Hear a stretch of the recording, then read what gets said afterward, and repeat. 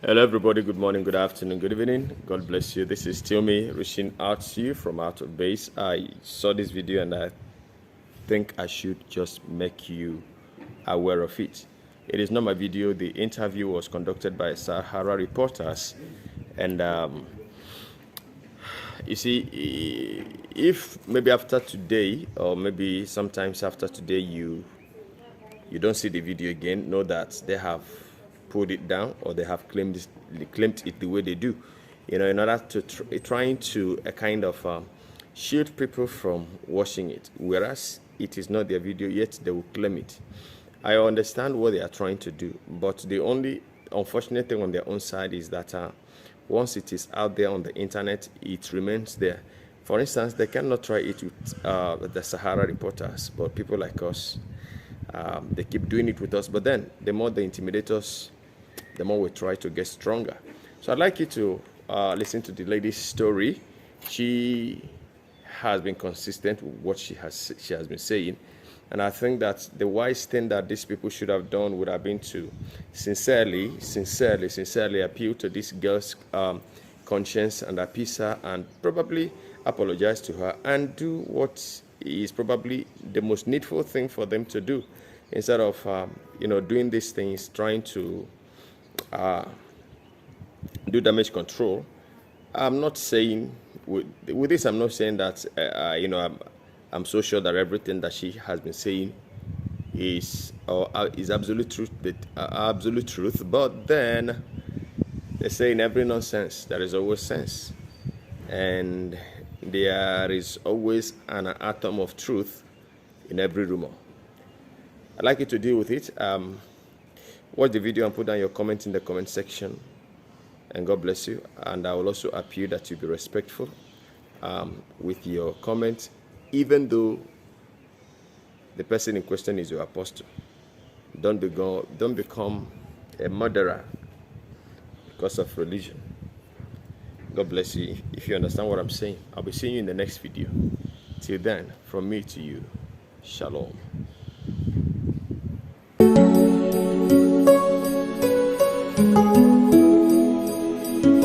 You are welcome to the End Time Truth Television, the channel for the lovers of truth, for the truth of the end time. So if you are a lover of truth, give us a subscription, and God bless you. Shalom.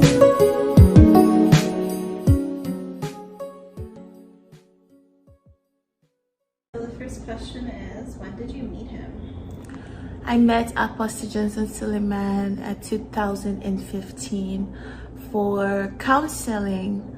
As a pastor back then, I had mind to get married because African parents, they always pressure you for marriage. Excuse me. They always pressure you for marriage, and I had plans to get married.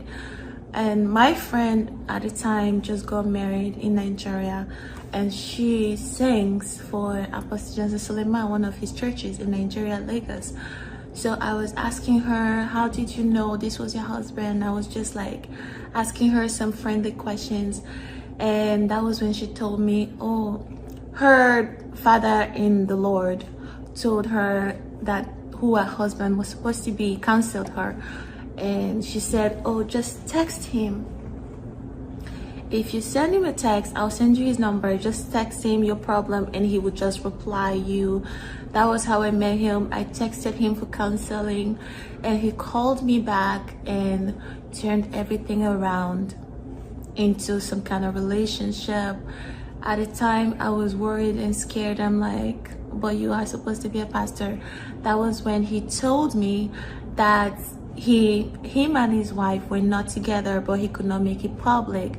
But because I believed that he was a man of God, I actually believed the situation he told me he had. Like, if a normal person had told me, oh, I'm not with my wife, I would suspect that they are just lying, that's men. But because he was a man of God, I thought he was a real man of God. So I believed his story. That was how we met. So what happened after you first met him? What happened? Yeah, like I was saying, he first of all, as soon as I agreed to date him, before seeing him, he sent me some money just for me not to like check him out, because you know, when you meet someone, you check them out, you try to know them mentally, emotionally. He just now that I'm looking back at things, I know now that he must have used some kind of juju or jazz, whatever you want to call it, on me, because my kind of person, I would check you out, but he sent me money physically to stop that, for me not to check him out. He sent me money physically, and he conditioned me emotionally. So I was just like all loyal to him and trusted him and just surrendered to him, and I was looking forward to the marriage that he promised me. And how did he poison you when you were pregnant? So after a while and marriage was not coming forth that same year, I saw that he wasn't talking. After we started, he wasn't talking anything about marriage. He would just, you know, like I felt like I was conditioned not to even ask him, and I felt that wasn't right.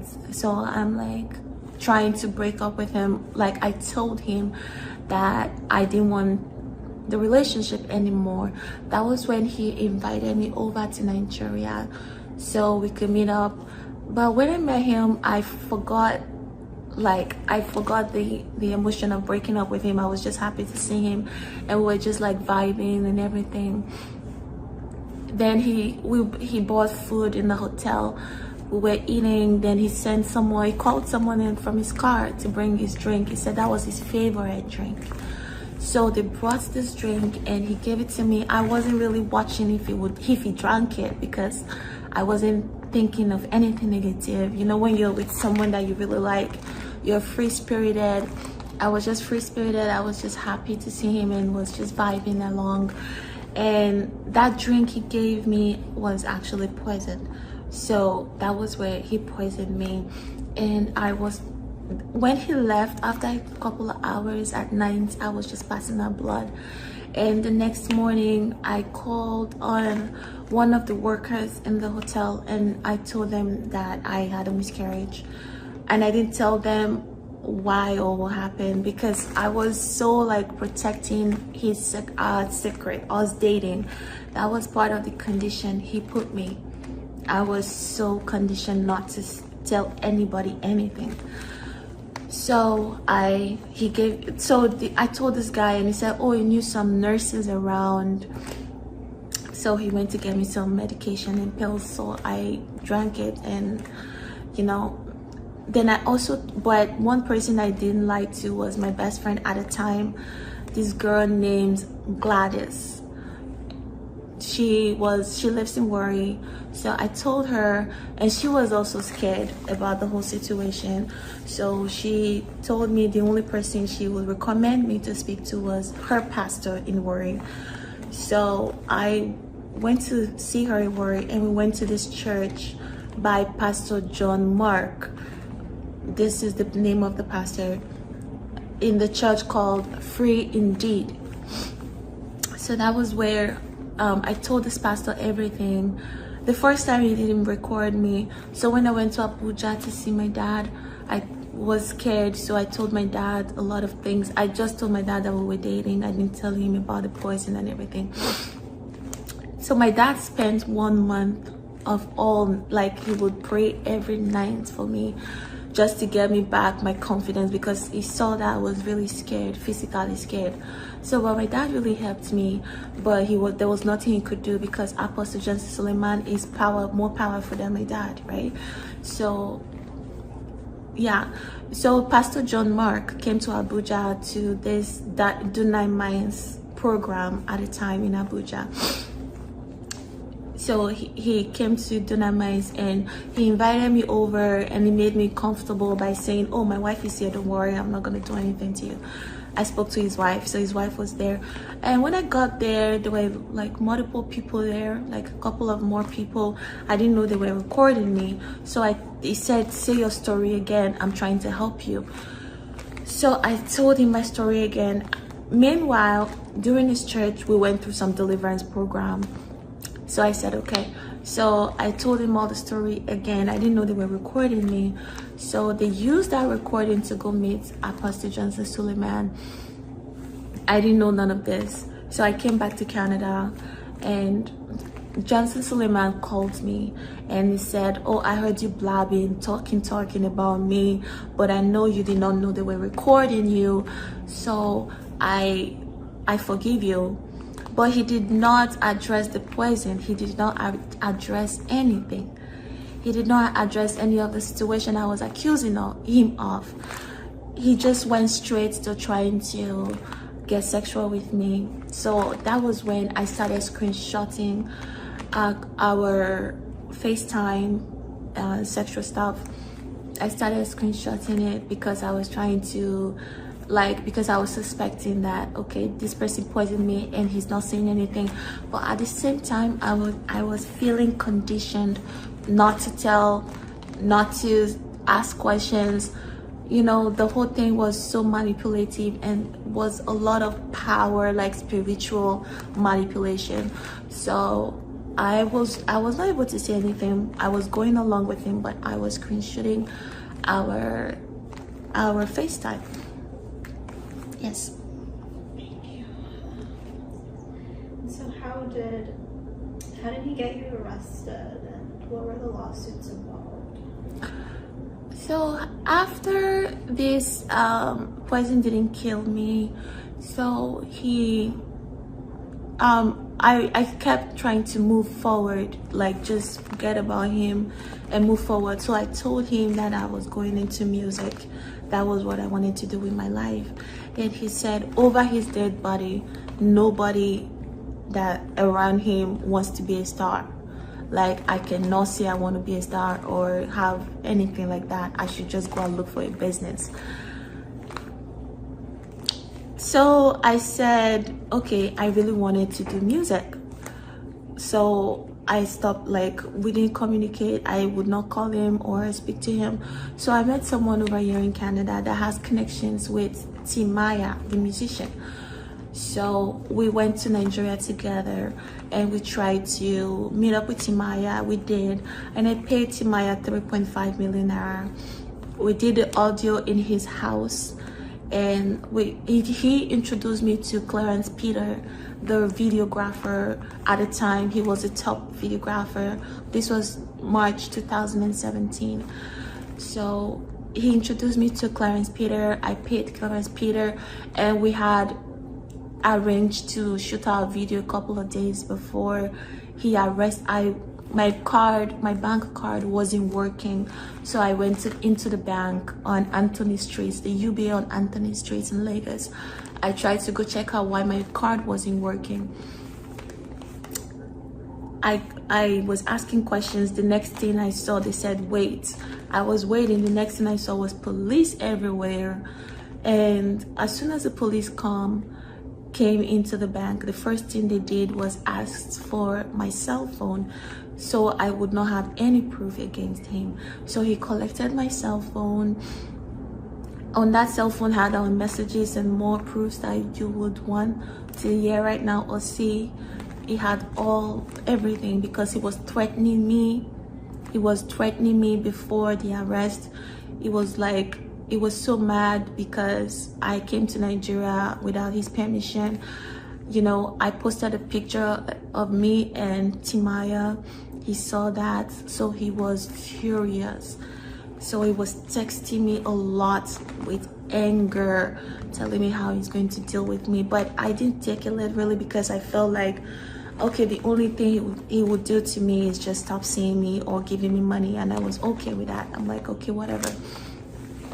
But I didn't know that he was coming after me physically. I would not think someone that called himself a man of God would actually use the police against me. So I refuse, I would not think about those physical stuff. So that was when he arrested me. The cops, they came to the bank like I was some drug dealer or something, with a lot of, like, with pepper spray, with like guns, with so much intimidation.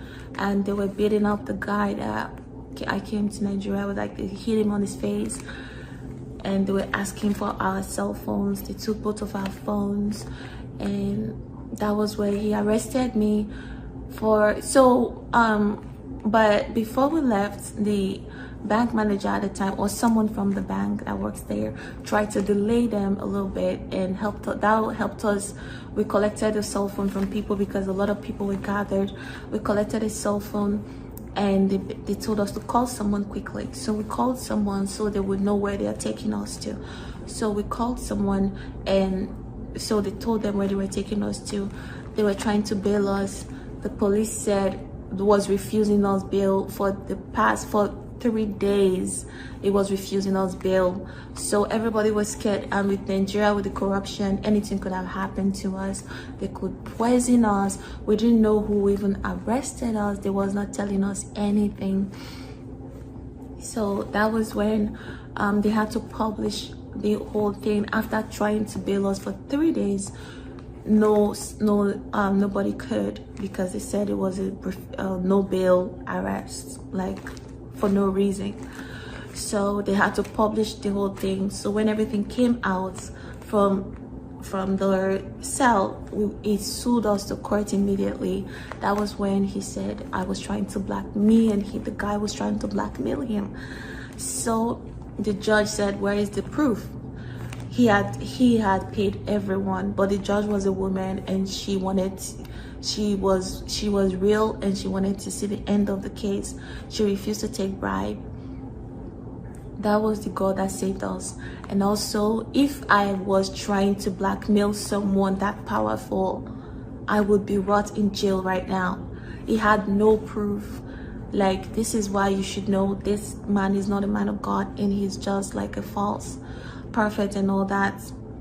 He, because he used the cops on me. He arrested me with no bail, with no proof of anything. He froze my account.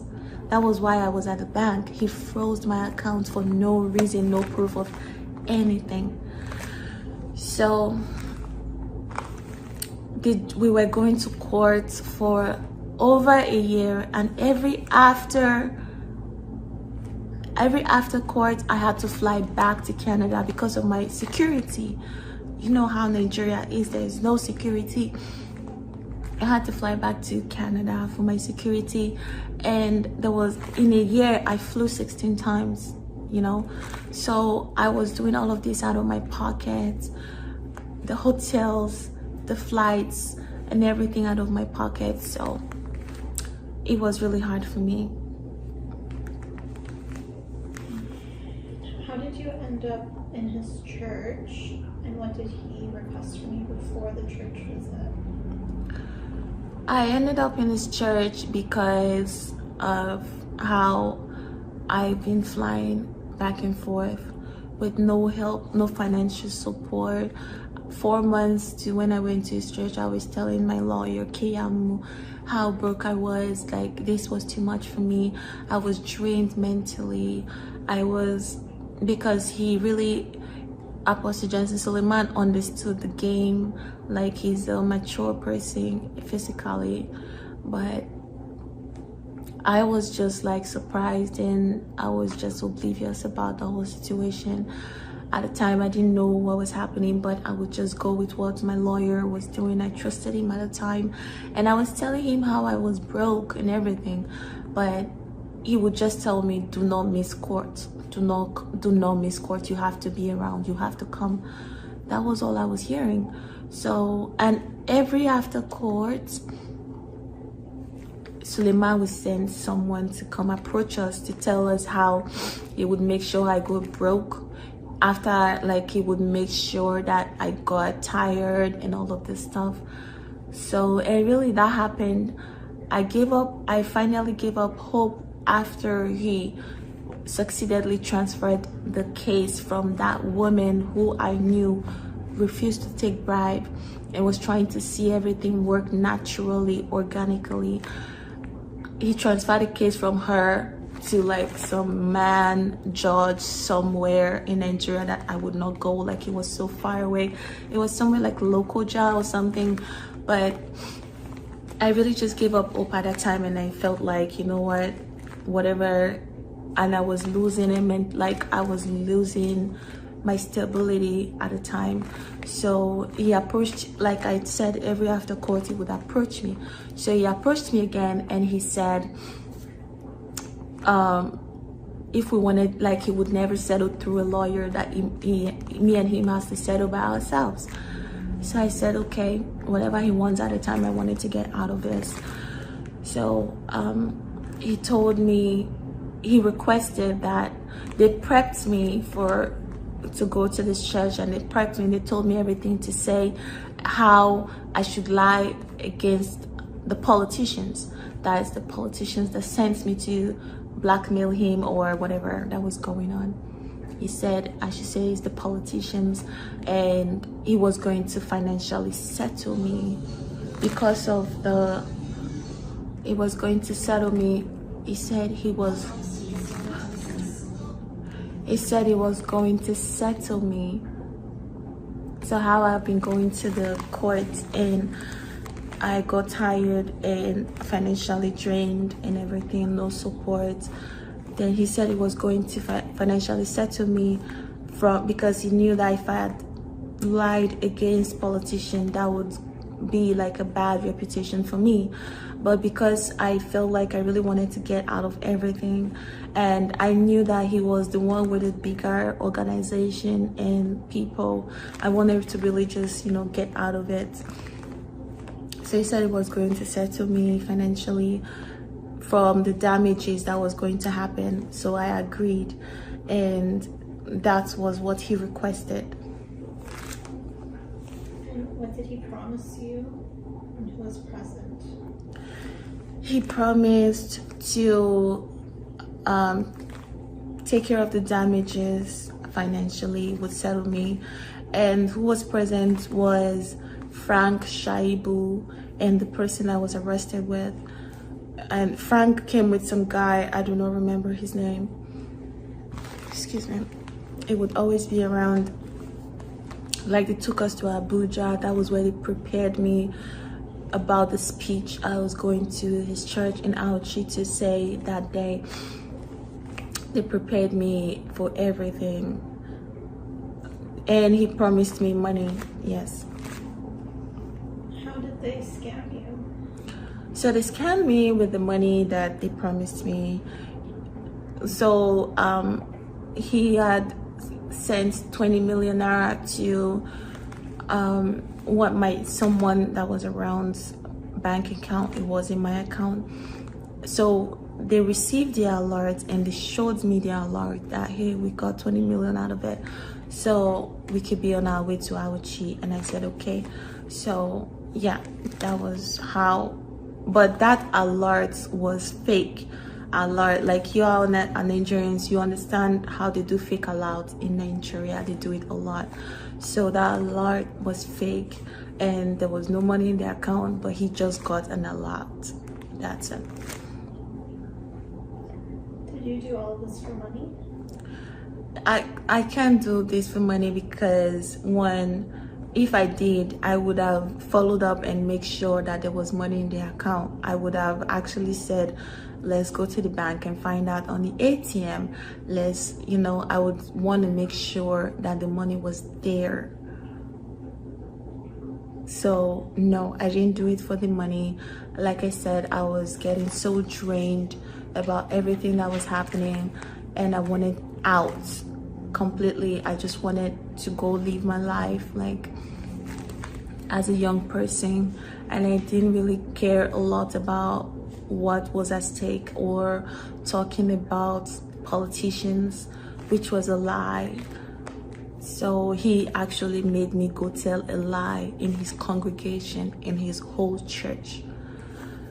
Yes, Apostle Suleman did that arrangement, and there were like a lot of police, soldiers, guns and everything, so the intimidation was really, really high.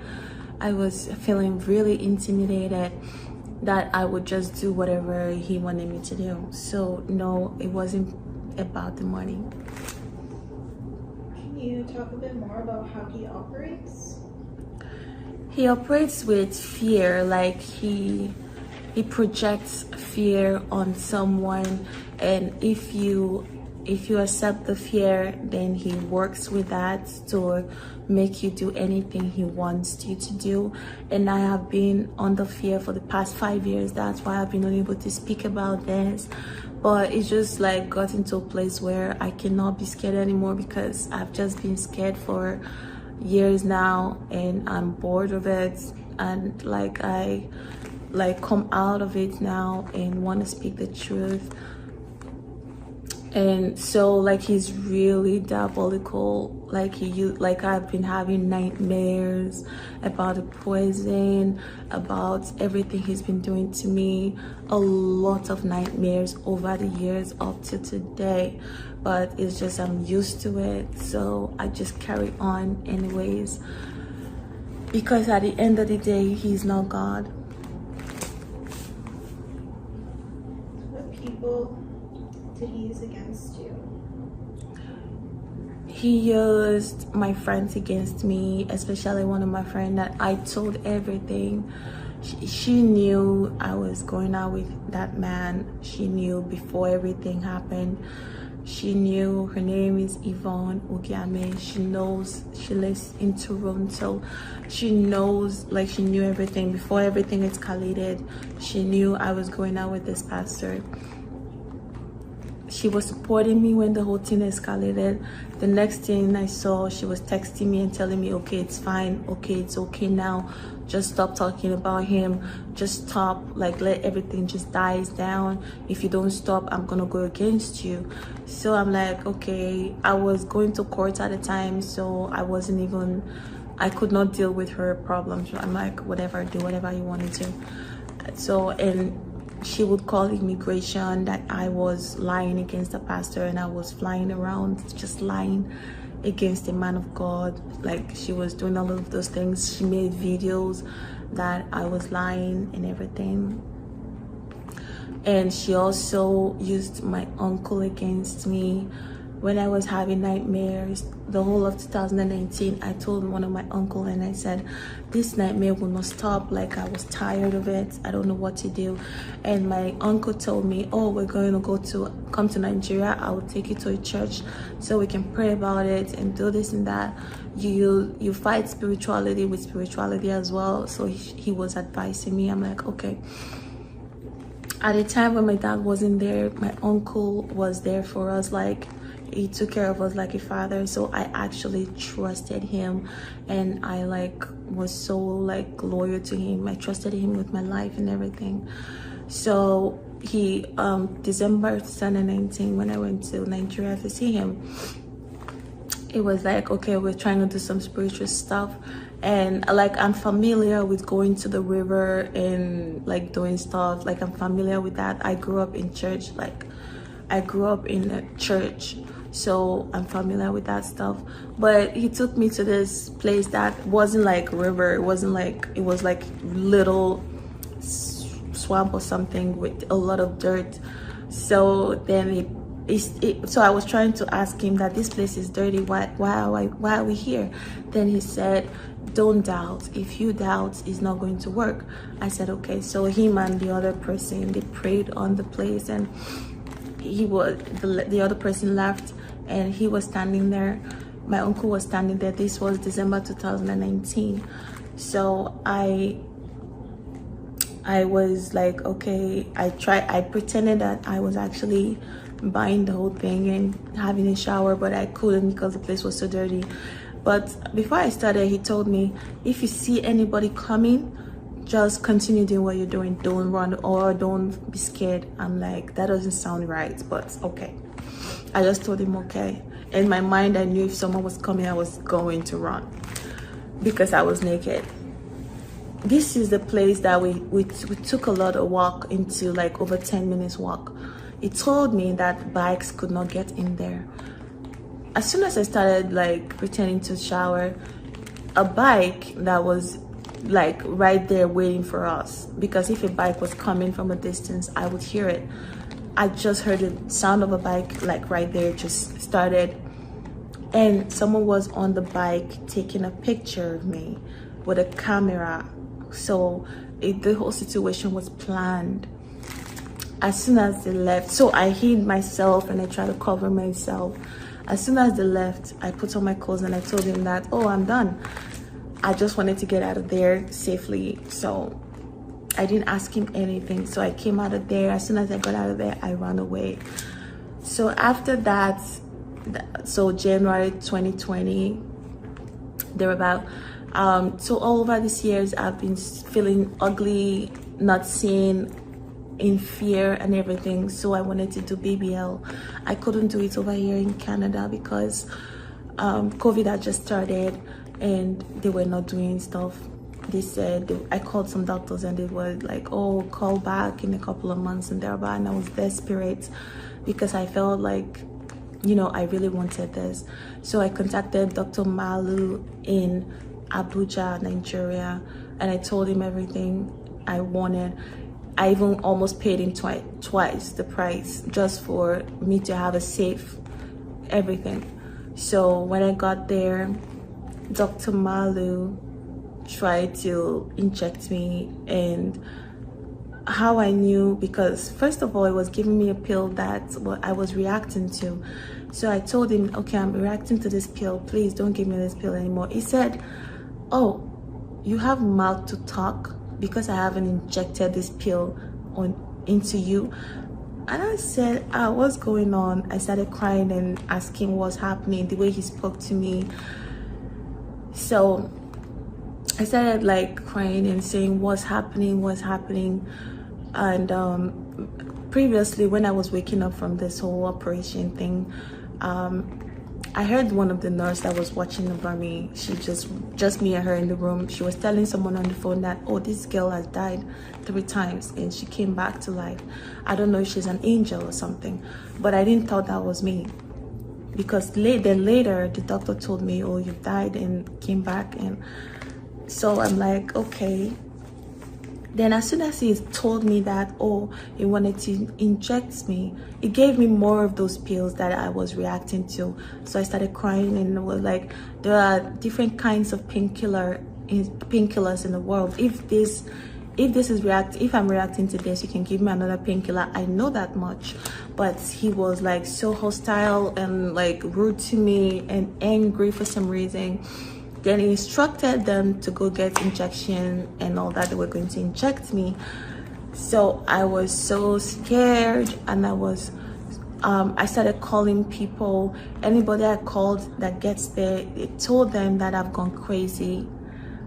So they'll call me back and say, I'm sorry, they said you've gone crazy and they have to look after you, they have to take care of you. So I was like, okay, what's going on? I was really scared. I had to come on Instagram live and I said everything. I told everybody where I was, and I said something is going on. They're trying to inject me. I don't know why. So people started calling him. People started calling the doctor that was happening. He got really, really angry and threatened to take my phone away from me if I don't delete everything. So I deleted it. They went and told my deleted stuff and they deleted the video. So, but luckily I still had my phone. They were going to inject me that evening. So I started screaming because 2 nurses held me. They were going to inject me. I started screaming out of my lungs. Then one of the nurses said, people have heard her scream. We cannot do it tonight.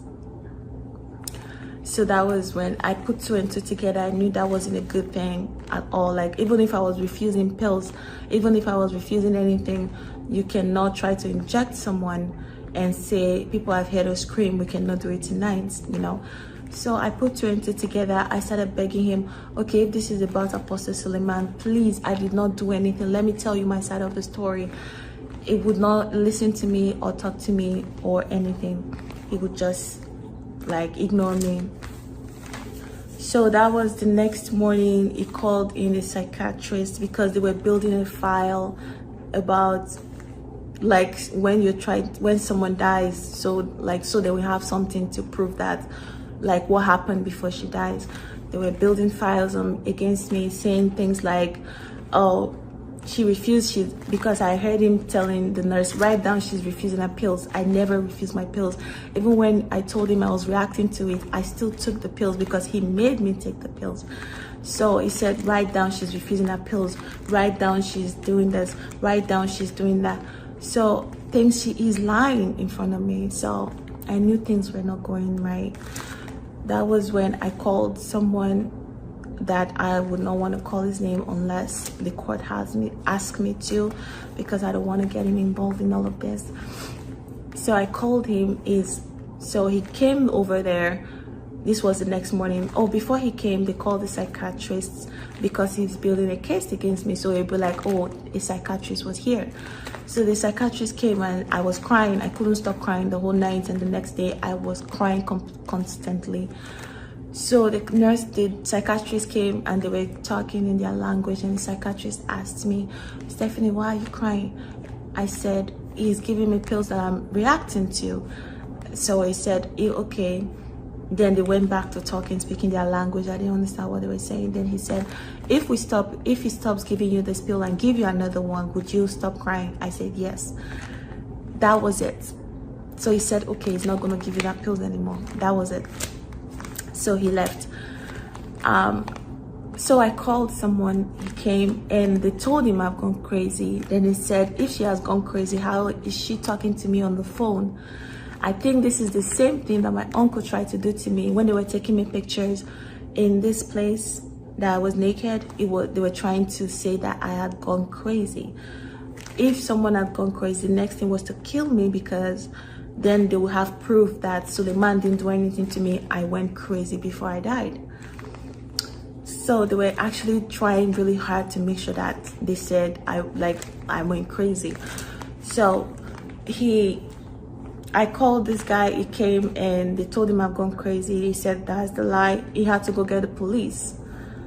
No police in the Wuse, around Wuse, would come. If they know they were coming there, they said no. So we had to go somewhere else to get the police, and brought the police. And that was when they allowed him to see me, and it would come every day, because they said that I could not move for the next 5 days. I had to stay there. So he said, okay, nothing should happen to me. Like, he made sure that my life was saved. So after the 5 days, I left there, and I would not take drips or anything because I was scared, That was it. And is he reaching out again? If he's reaching out, he has been reaching out since I started talking again, since February this year. He has been reaching out, first to threaten me. There were boys that would call me to threaten me. I've changed my number twice since February.